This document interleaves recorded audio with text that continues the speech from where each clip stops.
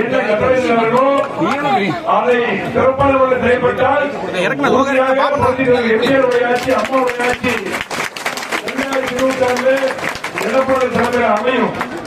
ஆகவே எடப்பாடி அவரை போல சிறப்பான முறையிலே 4 வருடம் 2 மாதம் அற்புதமான ஆட்சி சொன்னாங்க. ஒரு விவசாயி விருந்திலே பிறந்தவர், கிராமத்திலே பிறந்தவர், எப்படி ஆட்சி செய்ய போறாரு? 1 மாதத்துல ஆட்சி போயிரு, 3 மாதத்துல போயிருந்தாங்க. ஆனால் 4 வருடம் 2 மாதம் அற்புதமான ஆட்சி தந்து மக்களுக்கு தேவையான திட்டங்கள் தந்து இந்த கோபி மட்டுமல்ல, இந்த ஈரோடு மாவட்டம் மட்டுமல்ல, கோவை மாவட்டம், திருப்பூர், ஈரோடு, தமிழ்நாடு முழுவதும் அதிகமான திட்டங்கள் என்ற முதலமைச்சராக அம்மா திட்டங்கள் மட்டுமல்ல, அம்மா நினைத்த திட்டங்களை போல செயல்படுத்தியவர், மக்களுக்கு தேவையான திட்டங்கள் போல தந்தவர். 7.5 இன்னும் திமுக ஏமாற்றிட்டு இருக்காங்க.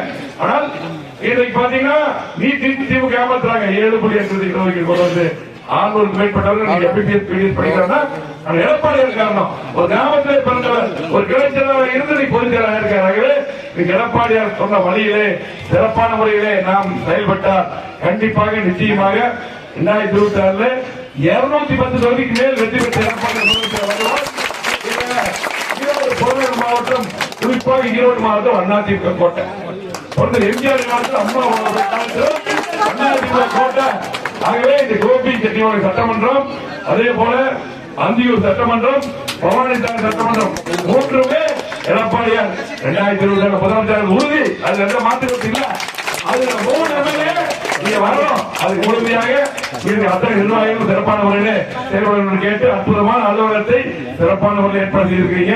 இந்த அலுவலகத்தை ஏற்பாடு செய்த அத்தனை பொறுப்பாளர்களுக்கும், நிர்வாகிகளுக்கும், மாவட்டத்தினர் உட்பட அத்தனை பேருக்கும் நெஞ்சார்ந்த வணக்கம். நன்றி, வணக்கம்.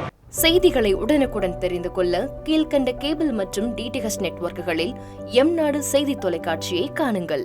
பாதகம் செய்பவரை கண்டால் நாம் பயம் கொள்ளலாகாது பாப்பா. மோதி மிதித்து விடு பாப்பா, அவர் முகத்தில் உமிழ்ந்து விடு பாப்பா. அண்மை செய்திகளை உடனுக்குடன் தெரிந்து கொள்ள இணைந்திருங்கள் எம்நாடு தொலைக்காட்சியுடன்.